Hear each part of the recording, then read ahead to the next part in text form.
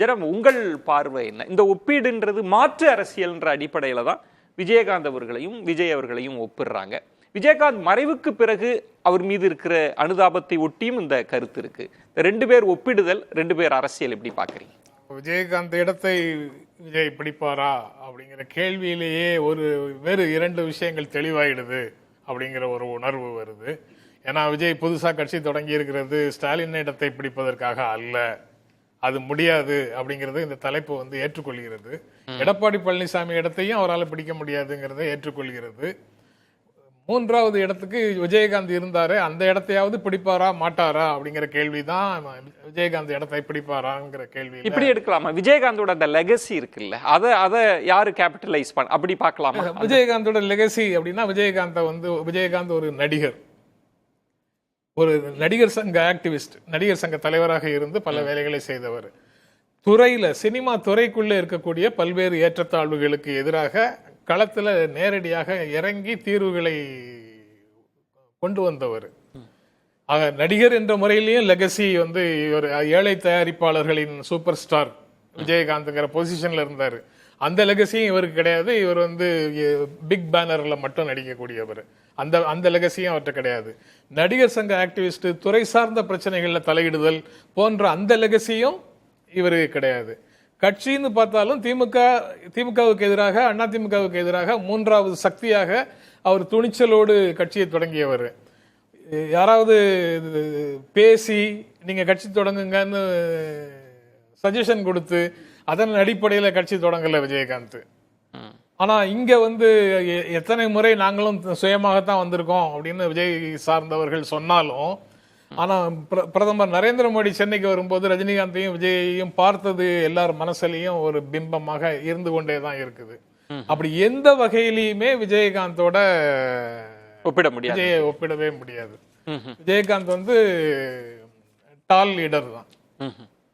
அவர் வாங்கிய அந்த முதல் இதுலயே வாங்கின அந்த 7.5% அந்த மாதிரி ஓட்டை இவரால் வாங்க முடியுமா அப்படிங்கறது தான் பார்க்கணும். அது போக கூட்டணிக்காக காத்திருக்கும் கட்சிகள் அப்படின்னு சொல்றீங்கல்ல, விஜயோட கூட்டணிக்காக காத்திருக்கக்கூடிய கட்சிகள்னு பொருள் கொண்டால் யாரெல்லாம் காத்துட்டு இருப்பாங்க?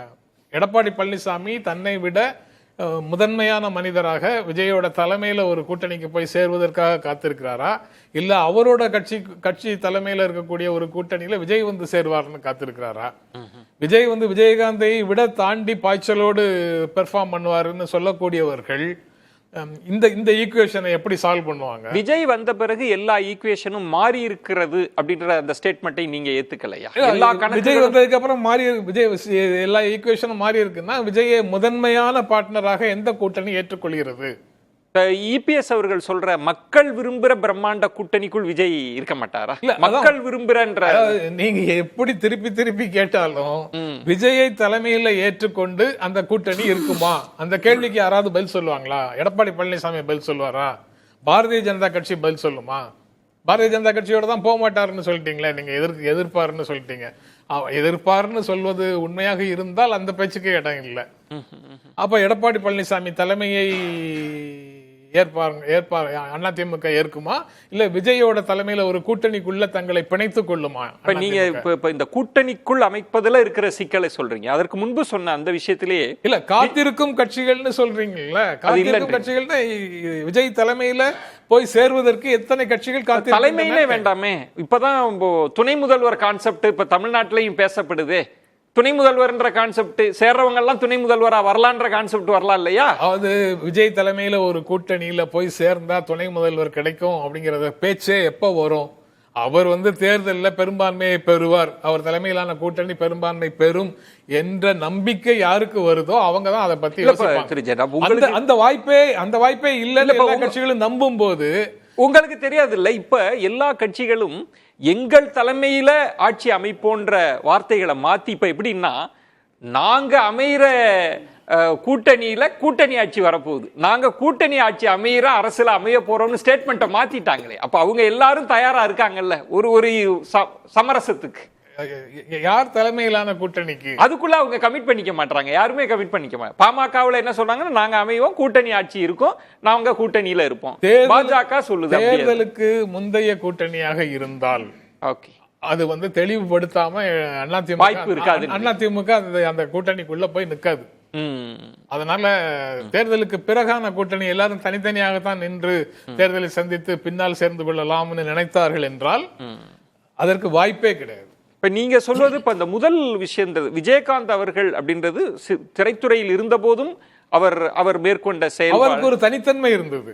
விஜய் அந்த இடத்துலயும் அவருக்கு இதுதான். ஆமா, பிசினஸ், விஜய் மேல பிசினஸுக்காக பணம் கட்டுறவங்க இருக்காங்க, தயாரிக்கிறவங்க இருக்கிறாங்க, படம் எடுக்கிறவங்க இருக்கிறாங்க.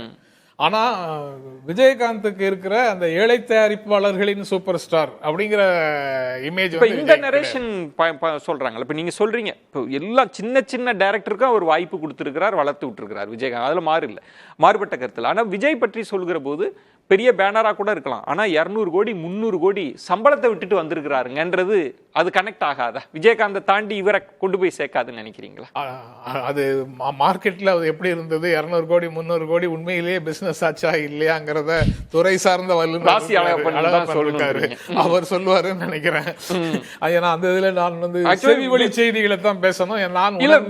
விஜய் அவர்களை உட்கார வச்சுக்கிட்டே ஆதவ அர்ஜுனா பேசுறார், விஜய் அதுக்கு மறுப்பெல்லாம் சொல்லி அமைதியா கை கட்டி ரசிச்சு கேட்டுட்டு தானே இருக்கிறார். அப்ப 200 கோடின்றது நடக்குதுன்றது தானே பொருள். இல்ல 200 கோடிங்கிறத விஜய் முன்னால பேசுவாங்க, விஜய்க்கு ஆதரவானவர்கள் பேசக்கூடும், அவர் ஒரு தியாகியாக சித்தரிக்கிறதுக்கு சொல்லக்கூடும். ஆனா உண்மையிலேயே அந்த மாதிரி பிசினஸ் இருந்துதா இல்ல மார்க்கெட் இழக்க போவதற்கு முன்னால நல்லா இருக்கும் போதே வெளியில வந்துடணும் அப்படிங்கிற முடிவுல வந்திருக்காராங்கிறத துறை சார்ந்தவர்கள் தான் சொல்ல முடியும்.